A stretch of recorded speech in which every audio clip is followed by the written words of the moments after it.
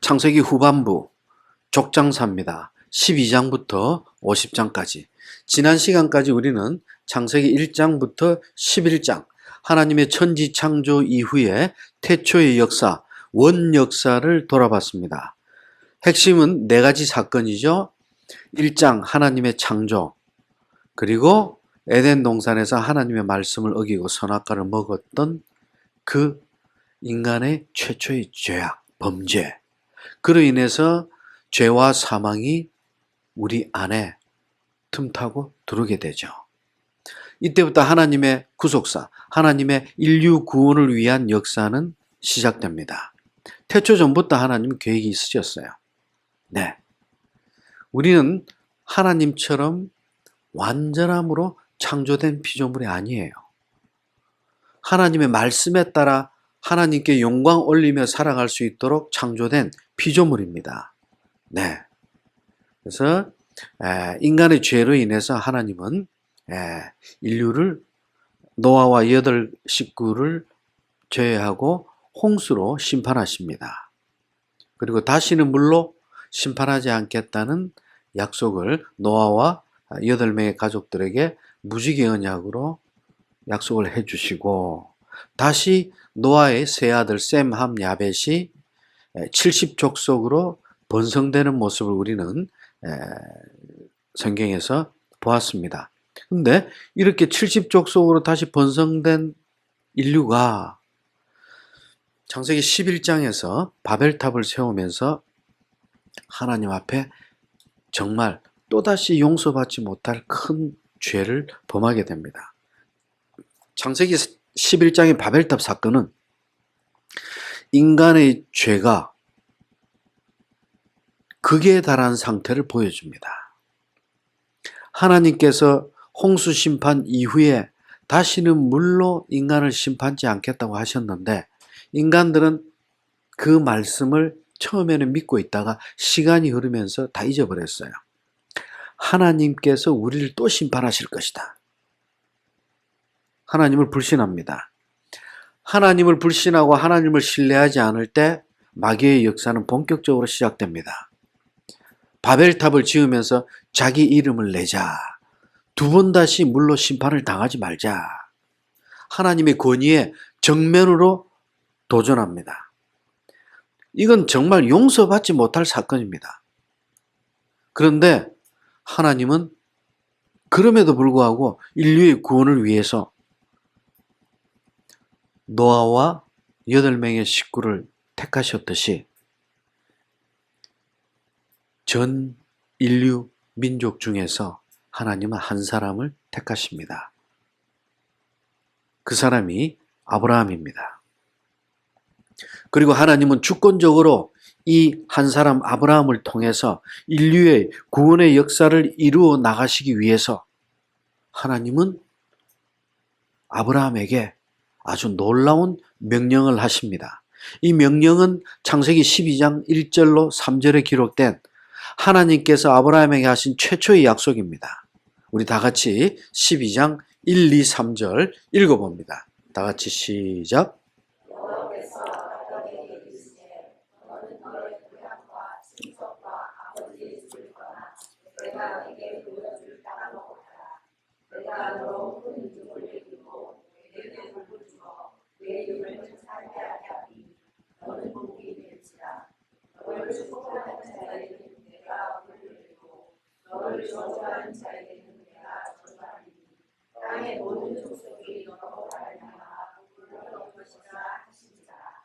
아멘. 이 창세기 12장 1, 2, 3절은 어찌 보면 우리가 평생 간직하고 암송해야 될 요절입니다. 바벨탑 사건으로 인해서 죽어마땅한 우리가, 영원히 멸망해도 할 말이 없는 우리가 하나님의 주권적인 은혜와 사랑으로 인해서 한 사람이 택함을 받음으로 그 사람을 통해서 하나님의 꺼져가던 불씨와 같은 언약은 다시 계승됩니다. 노아를 통해서 이어진 하나님의 언약은 아브라함을 통해서 다시 이 언약은 시작됩니다. 인류의 구원을 위해서 하나님은 이 택하신 아브라함에게 고향을 떠나라, 친척을 떠나라, 아버지의 집을 떠나라. 그리고 그렇게 떠나서 내가 내게 보여줄 땅으로 가라. 여기서 보여줄 땅은 가나안 땅입니다. 가나안 땅은 젖과 꿀이 흐르는 땅이라고 하지만 궁극적으로 이것은 우리 성도들에게 영원히 우리가 머물게 된 천국을 상징한다고 볼 수 있습니다. 여러분, 고향과 친척과 아버지의 집을 떠나라.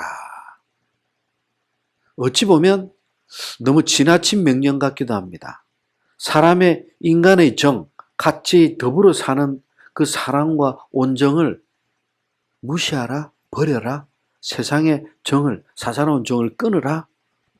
여러분, 고향, 친척, 아버지의 집, 이것은 인간이 살아가는 삶의 기반입니다. 인간이 반드시 살아가기 위해서 사랑 안에 머물러야 될 삼중적 울타리입니다. 그런데 하나님은 이 모두를 버리고 떠나라고 하십니다. 너무 매정하게 느껴집니다. 너무 단호합니다. 그 이유가 무엇일까? 그것은 아브라함이 있는 그곳이, 아브라함이 살고 있는 그 고향이 우상이 넘쳐나는 폐악한 도시이기 때문입니다. 하나님께서는 가족과 사랑과 가족 간의 사랑과 이웃 간의 사랑 이런 걸 이유도 없이 맹목적으로 끊으라는 뜻이 아니에요. 그 뜻이 아니라 우상이 넘쳐나는 폐악한 세상, 죄악된 세상으로부터 구별시켜 주시기 위함입니다. 여호수아 24장 2절에 보면 아브라함의 고향, 아버지가 같이 살았던 갈대아 우르, 그리고 하란 땅, 그것이 모두 우상으로 넘쳐나는 도시라고 기록을 합니다. 즉 하나님께서 아브라함에게 삼중적 울타리를 떠나라고 하신 것은 그동안 맺었던 사랑의 연을 끊으라, 그 뜻이 아니라 우상과 죄악과 그리고 음란과 부패로부터 분리되라, 구별되라. 그래서 하나님은 아브라함에게 하신 첫 번째 최초의 약속으로서 너는 너의 고향 친척 아버지 집을 떠나 보여줄 땅으로 가라. 왜 가라고 합니까? 내가 너로 큰 민족을 이루게 하겠다. 그리고 내게 복을 주어서 이름을 창대케 하리니 너는 복이 될지라. 아브라함이 복이 된다는 거예요. 여러분, 너는 복이 될지라. 너를 통해서 만민이 복을 누리게 될 것이다. 이 말은 궁극적으로 무엇일까요? 그 뒤에 또 계속 읽어보겠습니다. 너를 축복하는 자에게는 내가 복을 내리고 너를 저주하는 자에게는 내가 저주하겠다. 땅의 모든 족속이, 세상 만민이 너로 말미암아 복을 얻을 것이다. 놀라운 메시지입니다. 아브라함 한 사람을 통해서 복을 계승받게 되고 복을 누리게 되고 복이 전해지고 복을 얻게 된다. 이 아브라함이 12장에 보면 가나안 땅에 도착하자마자 하나님의 명령을 어기고 배가 고파서 애굽으로 떠나갑니다. 아브라함은 아직 하나님 앞에 온전한 믿음으로 훈련받지 못하고 아직 연단받지 못한 초년병의 믿음입니다. 오직 하나님의 말씀을 붙들고 쫓아서 믿고 신뢰함으로 가나안 땅에 왔지만 아직 자기가 살아가는 삶의 체험을 통해서 살아계신 하나님을 만난 것이 아니에요. 단순한 믿음이에요. 단순한 믿음이 중요하긴 합니다. 하나님은 지금 고향과 친척과 아비 집이라고 하는 삼중적 울타리를 버렸을 때, 그리고 하나님의 말씀에 따라 갔을 때 약속의 땅을 줄 것이고, 두 번째, 큰 민족을 이루게 해줄 것이고, 세 번째, 너를 통해서 복을 만민이 얻게 된다. 세 가지. 하나님의 말씀을 신뢰함으로 버린 삼중적 울타리는 결국 세 가지 포기에 대한 세 가지 축복의 약속으로 바뀝니다. 이것을 우리는 삼복 언약이라고도 부르기도 하는데요. 3절에 보면 땅의 모든 족속이 너로 말미암아 복을 얻을 것이다. 이 말씀은 궁극적으로 믿음의 조상 아브라함의 후손으로 이 땅에 메시아가 오게 될 것을 말씀하시는 겁니다. 메시아, 곧 예수 그리스도를 통해서 아브라함의 후손으로 이 땅에 오실 예수 그리스도를 통해서 만민이 구원을 얻게 될 것이라는 복음의 메시지를 지금 전해주시는 거예요. 여러분, 구약의 백성들도 복음을 믿고 영생을 얻었어요. 아담도 마찬가지예요. 창세기 3장 15절 최초의 복음을 들었어요. 하나님의 비밀의 계시에 감추어졌던 그 복음, 여자의 후손으로 이 땅에 오실 메시아 복음, 최초로 들었던 믿음의 사람이 아담이었어요.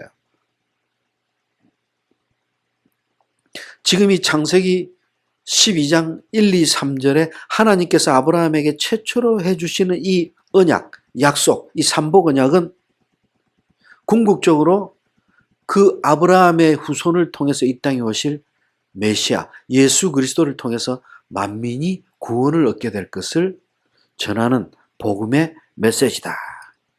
그래서 하나님은 최초의 인간으로 온 인류의 조상으로 아담을 세우셨고, 그리고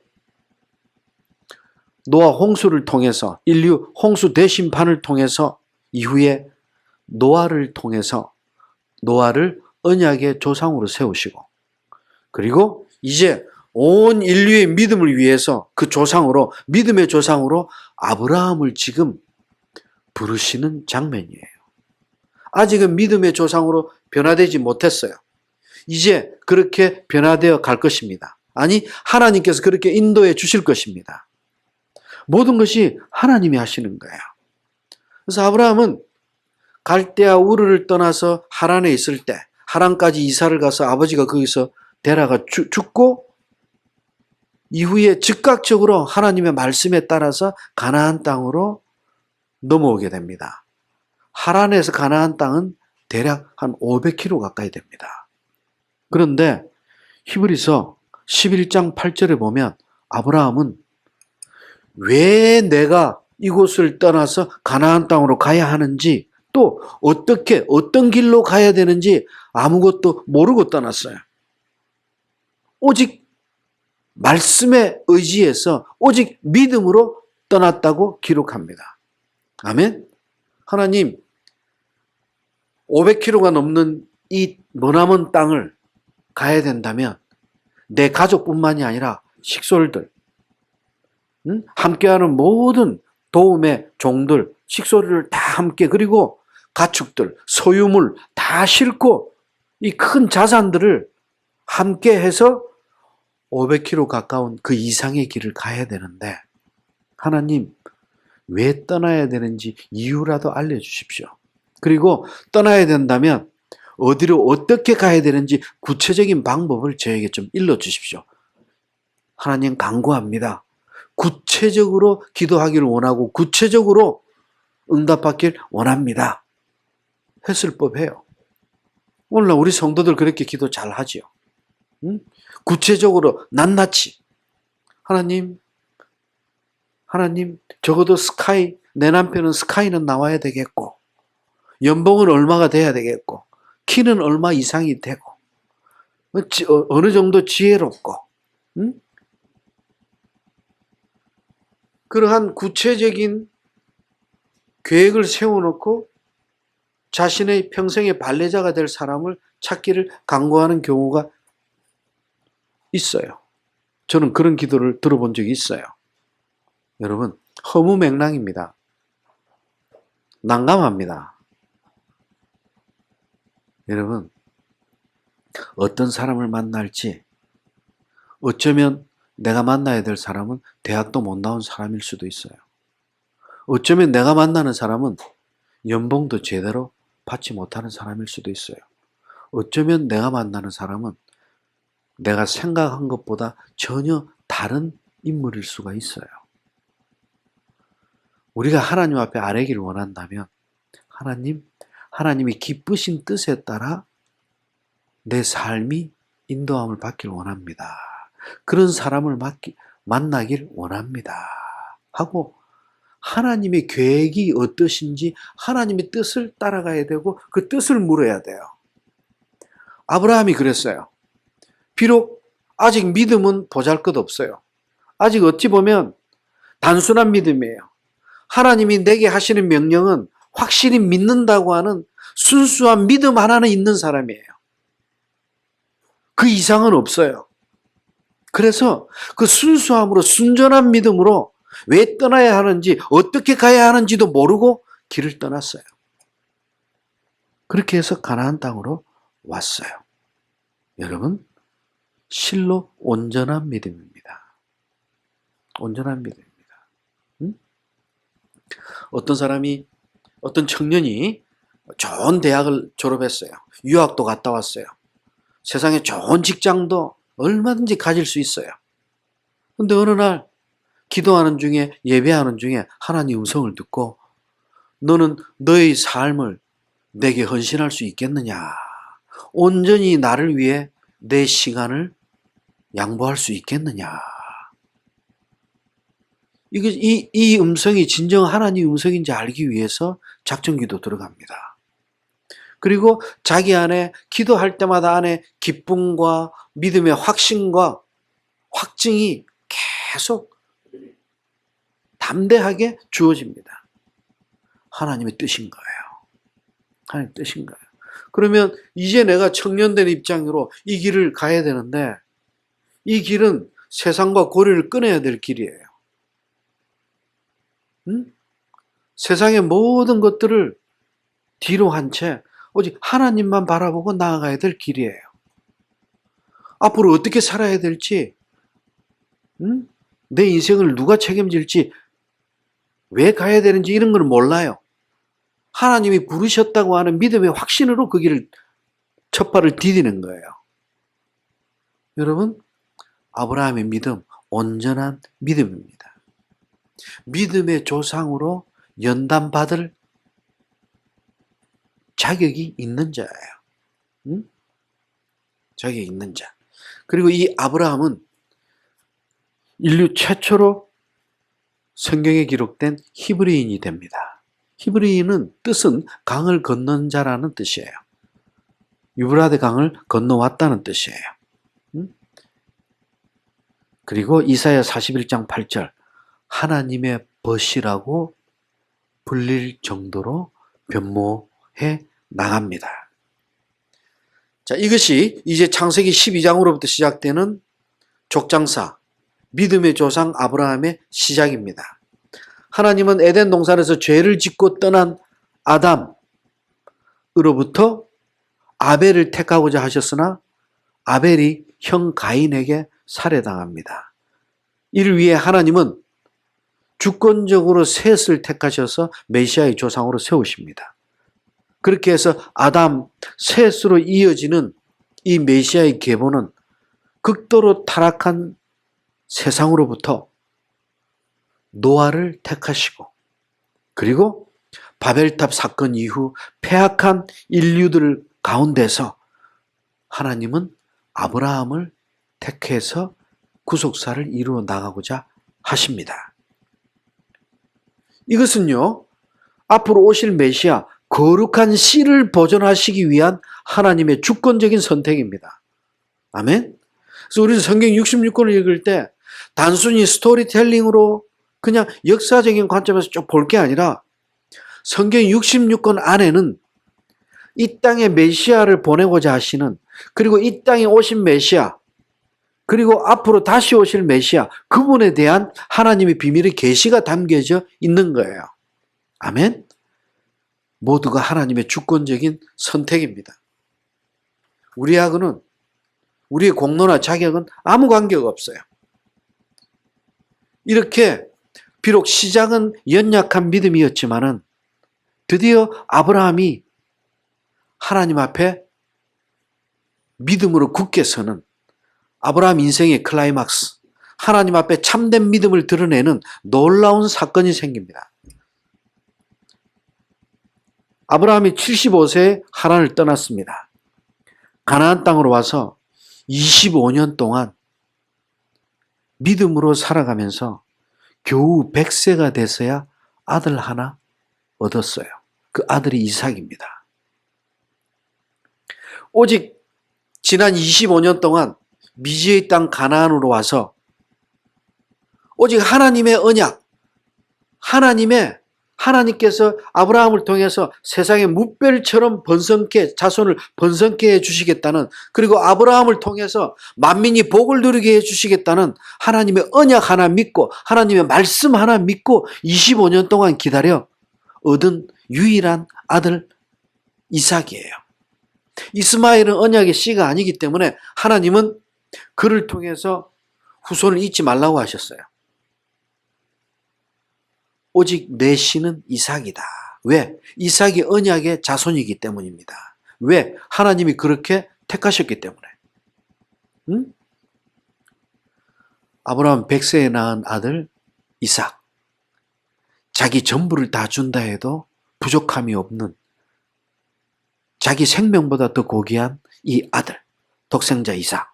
그런데 하나님은 어느 날 창세기 22장 1절 2절 아브라함을 시험하시려고 독자 이삭을 모리아 산으로 데리고 가서 번제로 드리라고 말씀하십니다.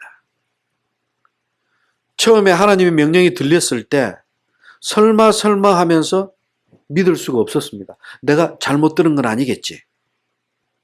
지금까지 25년 동안 오직 하나님의 언약 하나 믿고 살아온 자인데, 그리고 하나님의 지금 말씀이 새롭게 또 들리는데, 하나님은 25년 만에 아들 하나 얻은 그 이삭을 이제 와서 그 믿음의 후손을, 그 언약의 후손을 번제로 드리라는 거예요.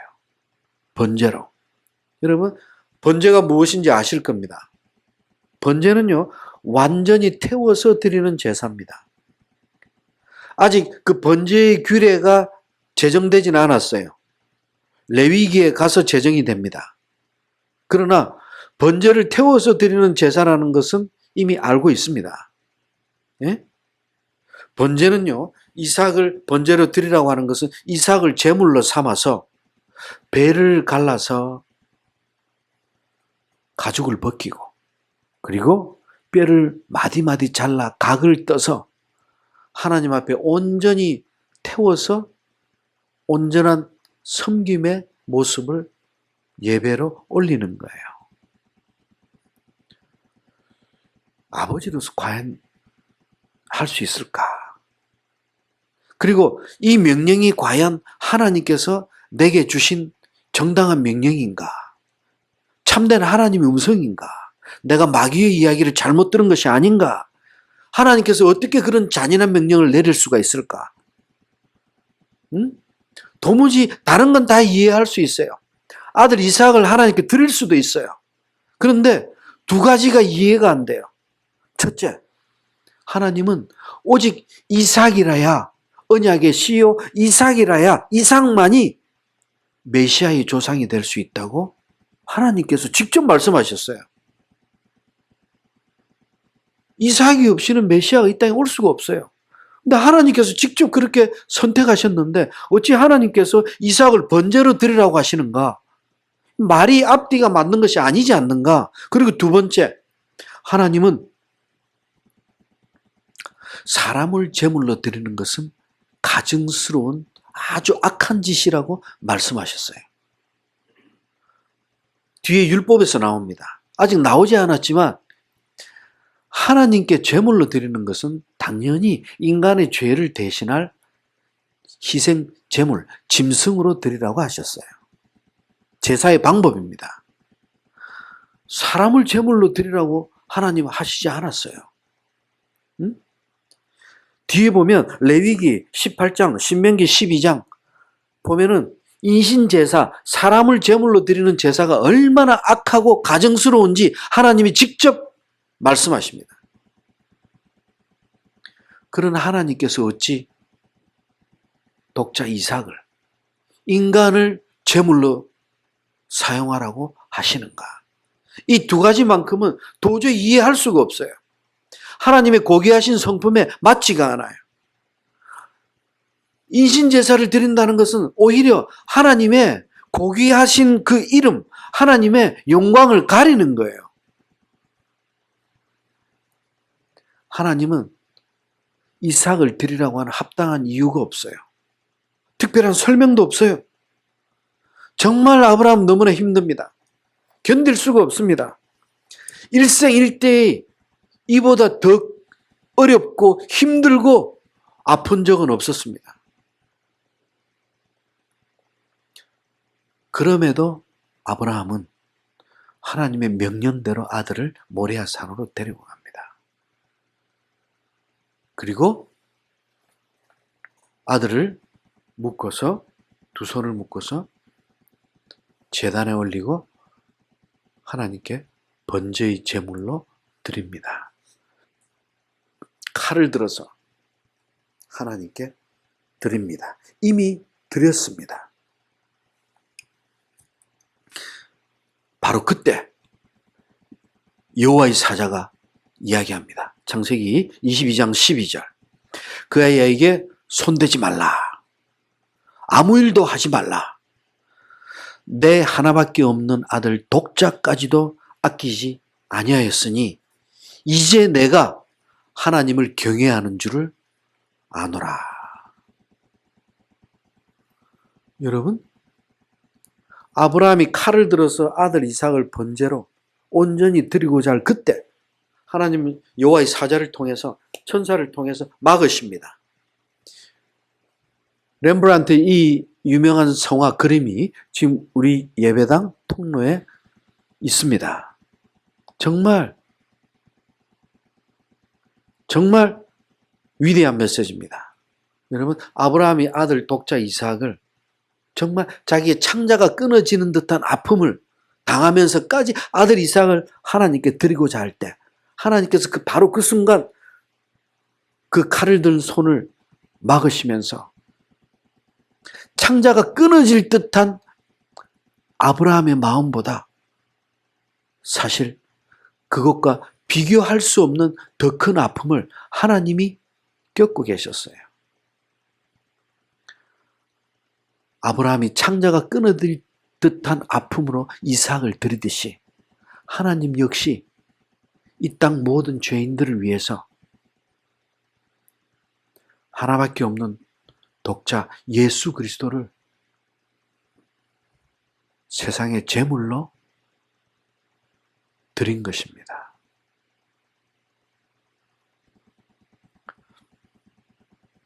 그리고 하나님은 22장 13절 이삭 대신 번제의 제물로 한 순양을 예비해 두셨습니다. 무슨 말입니까? 하나님께서 처음부터 이삭을 번제로 받고자 함이 아니었다는 것을 이 순양을 통해서 우리는 알게 됩니다. 하나님은 아브라함의 믿음을 시험하고자 하신 거예요. 하나님은 그 누구도 세상에 시험을 하지 않으십니다. 야고보서에 나옵니다. 그럼 하나님께서 이 세상에 그 누구도 시험하지 않는다는 것은 믿음의 연단을 위해서 하는 하나님의 시험마저 안 하신다는 뜻이 아니에요. 하나님께서 우리 성도들을 떠보기 위해서, 알아보기 위해서 우리가 지치고 실수하고 우리를 유혹에 넘어가게 하기 위해서 하는 그 시험은 하나님은 하지 않으십니다. 하나님이 우리를 위해 하시는 시험이 있다면 바로 이 아브라함의 시험처럼 믿음의 연단입니다. 믿음의 연단. 하나님은 이 시험을 통해서 아브라함을 믿음의 조상으로 세우고자 하신 거예요. 왜? 하나밖에 없는 독자 이삭을 드린다는 것은 자기 생명, 아브라함 자신의 생명을 이미 수백, 수천의 생명을 드리는 것과 마찬가지예요. 이 시험은 믿음의 조상으로 세우고도 남음이 있는 하나님의 거룩하신 은혜의 시험입니다. 이 사건을 통해서 아브라함은 드디어 믿음의 조상으로 우뚝 서게 됩니다. 그리고 이 사건은 2000년 후에 예수 그리스도의 십자가 갈보리 사건으로 성취됩니다. 즉 하나님은 모리아산의 아브라함의 이삭 번제 사건을 통해서 아브라함에게 예수 그리스도의 메시아 십자가의 복음을 전해주신 거예요. 십자가 복음의 비밀의 계시를 아브라함에게 전해주신 거예요. 이삭은 자신의 목숨을 대신할 어린 양으로 구원을 받았어요. 그러나 예수 그리스도는 당신을 대신할 희생 제물이 없습니다. 예수 그리스도는 십자가에서 죽으셨습니다. 여러분, 이 아브라함이요, 하나님의 믿음의 연단의 시험을 통과하게 된 것이 히브리서 11장 17절 19절에도 나옵니다. 오직 믿음으로 이삭을 드렸고 또한 하나님께서 죽은 자를 다시 살려주실 줄 믿었다는 거예요. 부활신앙을 갖고 있었어요. 자기가 이 이삭을 번제로 드렸을 때 하나님께서는 이삭을 번제로 받으실지라도 하나님께서 이를 다시 영원한 생명으로 살려주실 것을 믿었어요. 그래서 창세기 22장 5절에 보면 아브라함이 종들에게 이야기합니다. 너희들은 더 이상 올라오지 말고 여기서 기다리라. 나와 내 아들은 하나님을 경배하고 가서 예배하고 함께 다시 오겠다. 여러분, 이미 모리아 산에 올라가기 전에 아브라함은 하나님께서 이삭을 번제로 받으시더라도 다시 살려주실 것을 믿고 그 아들과 함께 그 산을 다시 내려올 것을 믿음의 확신으로 알고 있었어요. 여러분, 혹자는 이야기합니다. 당신은 오직 믿음 하나로 그렇게 예배를 사모하고 그렇게 예배를 기뻐합니까? 가진 것도 없는데, 잘난 것도 없는데, 뭐 특별한 것도 없는데 뭘 믿고 당신은, 여러분, 하나님께서 자신의 삶을 책임지시고 인도해 주실 것을 믿고 확신하기에 믿음으로 그렇게 담대한 거예요. 아멘. 내가 많이 가지고 있어서 아직은 건강해서 우리 자녀들이 다 아주 번성하고 잘 서고 있어서 그래서 걱정할 것이 없어서 그래서 믿음으로 담대합니까? 가정에 조그마한 우환이 생기고 어려운 일이 생기고 질병이 들어오면 금방 주저앉는 신앙이 됩니다. 바람 불면 날아가는 신앙. 물결에 따라 이리저리 떠도는 신앙, 부초처럼. 뿌리가 박히지 못했기 때문에, 믿음의 뿌리가 자라지 못했기 때문에 이리 떠돌다 저리 떠돌다 아무 문제가 없으면 믿음이 아주 좋은 것처럼 보입니다. 여러분, 진짜 믿음은요, 위기 때 드러납니다. 담대합니다. 정말 어려울 때 서로를 믿어줍니다. 정말 힘들 때 서로를 신뢰합니다. 믿어요. 응? 믿어요. 이 모리아산, 여기서 아브라함이 이삭을 번제로 드렸던 바로 이 장소에서 훗날 약 1000년 뒤에 다윗의 아들 솔로몬 왕은 여기에 하나님의 성전을 짓게 됩니다.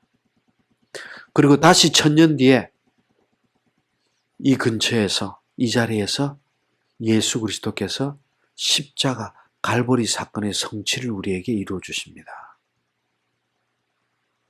놀라운 메시지입니다. 여러분, 주님께서 십자가에 돌아가시기 2000년 전에 이미 그곳에서, 그 모리아 산에서 하나님은 독자 이삭을 받으셨어요. 그리고 독자 예수 그리스도를 우리에게 내어 주셨어요. 이것이 믿음의 조상이 있게 된 하나님의 사랑입니다.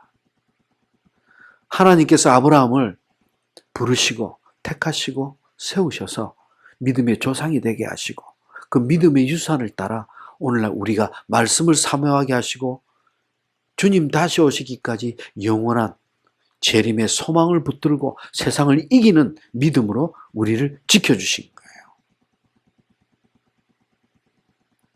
거예요. 이렇게 믿음의 조상이 된 아브라함, 살아 생전에 자신을 위해서, 가족을 위해서 땅 한 평 사지 않았습니다. 그랬던 아브라함이 어느 날 그토록 사랑했던 아내 사라가 죽자 아내를 장례 치르기 위해서 자그마한 쓸모없는 저 밭의 한쪽 모퉁이에 있는 바위 투성이에 굴을 하나 땅을 사게 됩니다. 그 이야기가 창세기 23장입니다. 아브라함의 아내, 하나님과 함께 언약의 참여자였던 사라, 믿음의 사람 아브라함, 끝까지 그 믿음의 조상인 남편을 따라 언약의 자손의 어머니로서 하나님을 기쁘게 해드렸던 사라. 남편과 함께 오직 하나님의 언약만을 믿고 가나안 땅으로 와서 죽기까지 오직 하나님을 믿고 신뢰했던 믿음의 여인. 그래서 창세기 23장 1절에서는 사라가 이 땅에서 누렸던 나이, 향수, 나이를 기록합니다. 여러분, 성경에서요, 성경 66권 전체에서 여자가 이 땅에 향수한 나이를, 즉, 이 땅을 살다간 여자가 죽은 나이를 기록한 곳은 오직 창세기 23장 1절 사라 외에는 없습니다. 왜? 모든 믿는 자들의 어머니였기 때문에. 믿음의 조상인 남편을 따라 그 남편을 믿고 신뢰하며 끝까지 믿음으로 내조했던 언약의 어머니예요. 그 여인의 나이를 유일하게 23장 1절은 기록합니다.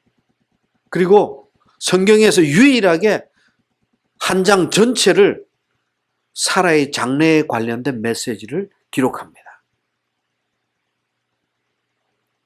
특별한 경우죠. 예. 그런데 창세기 23장을 잘 읽어보면요, 분명히 언약의 참여자였던 사라의 죽음과 사라의 장래에 관련된 내용을 기록하고 있습니다. 그런데 아브라함이 사라의 장례를 치르면서 슬퍼하고 하는 실제적인 아내를 떠나보낸 아픔과 관련된 내용은 1절과 2절 딱 2절에서만 나옵니다.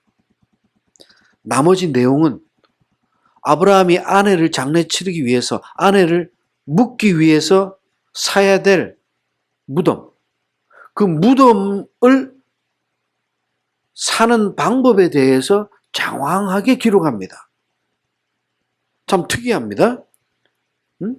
아브라함이 어떻게 해서 이 땅을 소유하게 됐고 왜 이 땅을 소유해야만 하는지 그것을 교훈하기 위함이다.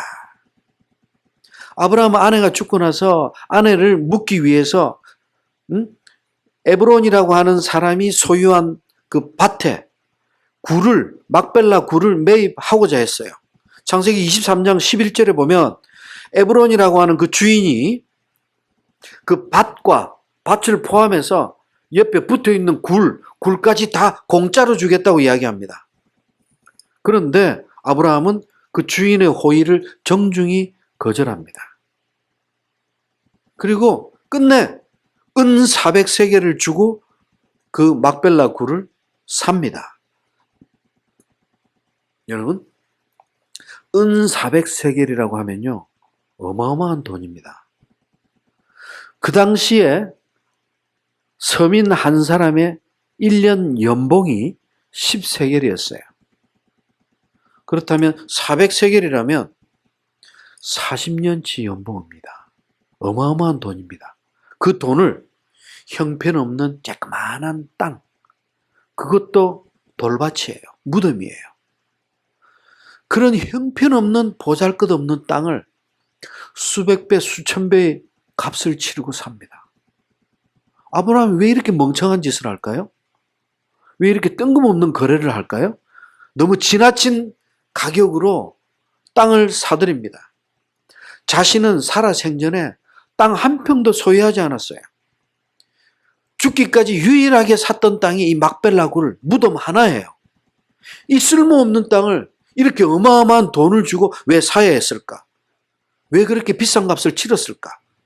여러분, 이 속에는 놀라운 하나님의 계시가 숨어져 있습니다. 하나님의 은혜의 메시지가 숨겨져 있습니다. 즉, 아브라함이 이 무덤을 소유하고자 함이 아니라 이 무덤이 있는, 아브라함이 평생에 샀던 이 무덤 하나, 이 무덤이 있는 이 장소가, 이곳이, 이 땅이 바로 하나님께서 믿음의 조상인 자신에게 약속하신 언약의 땅이라는 것을 후손들에게 전하기 위함입니다. 그리고 이후에 아내 사라뿐만이 아니라 자신, 그리고 아들 이삭 내외, 그리고 야곱과 리브가도 여기에 다 묻히게 됩니다. 언약의 조상들이 다 묻히게 됩니다. 한 개인의 밭의 모퉁이에 불과했던 보잘것없던 막벨라 굴, 그 보잘것없는 굴이 믿음의 조상들의 장지가 된 거예요. 이를 통해서 아브라함부터 야곱까지 3대째 믿음의 조상들이 묻힌 이곳이 바로 하나님의 약속하신 언약의 땅이니 후손들은 절대 이곳을 떠나서는 안 된다. 하나님의 언약을 죽기까지 붙들어야 한다는 것을 무덤을 보면서 되새기게 하기 위해서, 후손들에게 믿음의 유산을 무덤을 통해서 남기기 위해서, 무덤을 통한 교훈을 남기기 위해서 이 땅을 그 비싼 값을 치르고 샀던 거예요. 만약에 이 땅을 그렇게 비싸게 치르지 않고 그냥 에브론이라고 하는 주인이 거저 주겠다는 대로 받았다면 어떻게 됐을까요? 나중에 주인이 나가라, 이 무덤 다 치우라 하면은 아마 믿음의 조상의 무덤들, 그 언약의 메시지들이 온데간데 없이 사라지고 말았을 거예요. 그래서 창세기 23장에는 소유, 그리고 소유지라고 하는 단어가 4번이나 반복해서 4절, 9절, 18절, 20절 4번이나 강조합니다. 즉 아브라함은 아내를 이 막벨라 굴에 묻으면서 이 굴 속에 아내의 시체를 묻은 것이 아니라 하나님의 언약을 묻었던 거예요.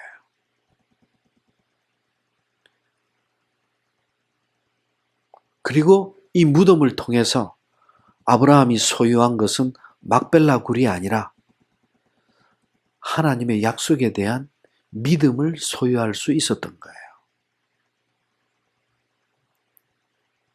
놀라운 메시지입니다. 그래서 모세는 창세기 23장 한 장 전체를 보잘것없는 막벨라 굴을 왜 그렇게 비싼 값을 치르고 사야만 했는지 23장 대부분의 내용을 땅을 사는 내용에다가 초점을 맞춰서 기록하고 있습니다. 이 언약의 땅에 대한 교훈을 잊지 말라. 즉 하나님의 언약을 잊지 말라. 이 믿음을 통해서 하나님의 말씀을 기억하라. 기억하라.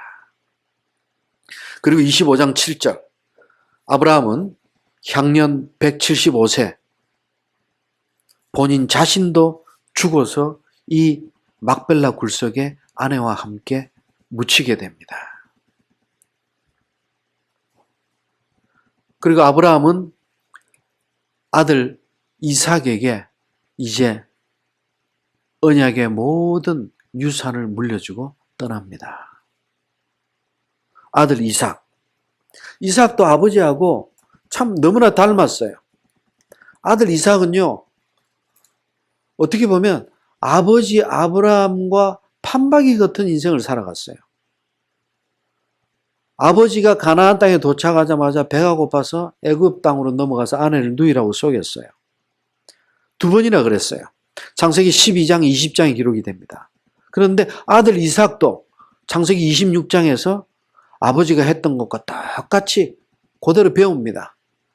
아내를 누이라고 속입니다.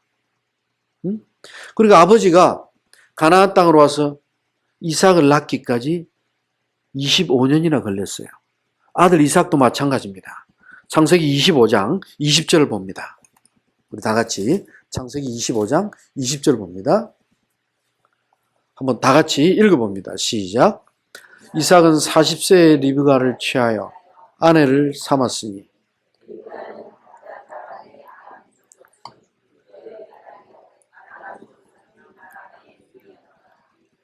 아멘. 이삭도 40세에 결혼했어요. 그리고 아버지하고 비슷하죠. 20년 동안, 즉 60살이 되기까지 자녀가 없었어요.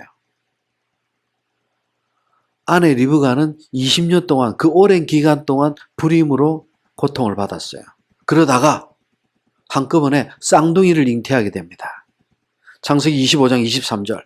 하나님이 리브가에게 태중 계시를 주십니다. 두 국민이 내 태중에 있다. 두 민족이 복중에서 나누일 것이다. 이 족속이 저 족속보다 강하겠고 큰 자가 어린 자를 섬길 것이다. 여기서 큰 자는 형 에서, 작은 자는 동생 야곱을 가리킵니다. 두 국민, 두 민족, 이것은요 에서가 조상이 될 에돔, 그리고 야곱이 조상이 될 이스라엘을 이야기합니다. 에돔과 이스라엘 두 민족을 이야기합니다. 이 두 민족이 복중에서부터, 어머니 배에서부터 이 땅에 태어나기도 전에 어머니 복중에서부터 두 민족이 나누어진다는 거예요. 참 오묘한 메시지입니다.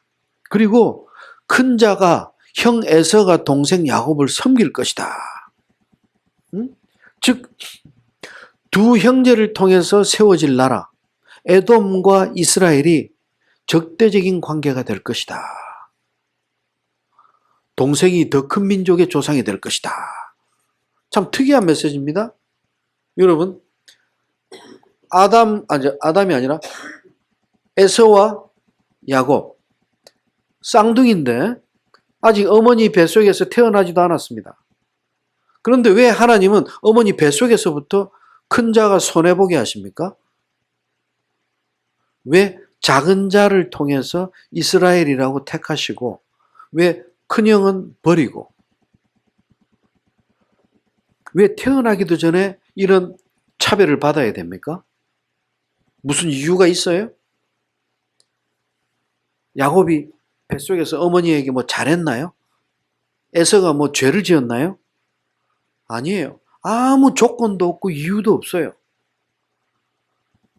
두 아이가 태중에서부터 생명체로 잉태되기까지, 그리고 이 땅에 빛을 보기까지 하나님은 복중 계시를 통해서 태중에서 이미 두 사람을 나누십니다. 선택 기준이 뭡니까? 그것은 하나님의 절대적인 주권입니다. 여러분, 우리가 이 땅에 태어날 때 우리 부모님은 우리가 선택할 수가 없어요. 부모님도 자녀를 선택할 수가 없어요. 내 아들이 손가락, 발가락 10개씩 갖고 태어날 것인가? 우리는 몰라요. 하나님이 보내주시는 대로 우리는 자녀를 기쁘게 받을 뿐이에요. 우리의 생명이 아니에요. 하나님께서 맡겨주신 생명들이에요. 하나님께서 천국의 생명으로 인도하라고 우리에게 사명을 주신 우리의 믿음의 후손들이에요. 내 자녀? 맞습니다. 그러나 우리에게 맡긴 자녀지 우리 소유가 아니에요. 하나님의 소유입니다. 아멘? 여러분, 말라기 1장 2절 3절, 로마서 9장 13절에서 하나님은 야곱은 사랑하고 에서는 미워했다. 기준은 없습니다. 하나님의 주권입니다. 하나님의 주권. 지금 현재 내 모습, 내가 지금 살아가고 있는 나의 모든 하나하나 기준들, 이 모든 것, 어떻게 보면 내가 더 열심히 노력 안 했기 때문에, 또는 내가 연약했기 때문에, 내 믿음이 부족했기 때문에 이 자리에 왔을 수 있어요. 그러나 그렇게 생각하시면 하나님을 무시하시는 겁니다.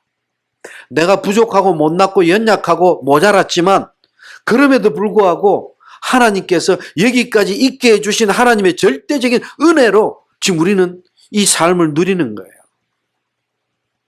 즉 무슨 말이냐? 지금 이 시간, 오늘 우리가 지금 누리고 있는 나의 모든 것이 나의 최선이라고 우리는 확신해야 합니다.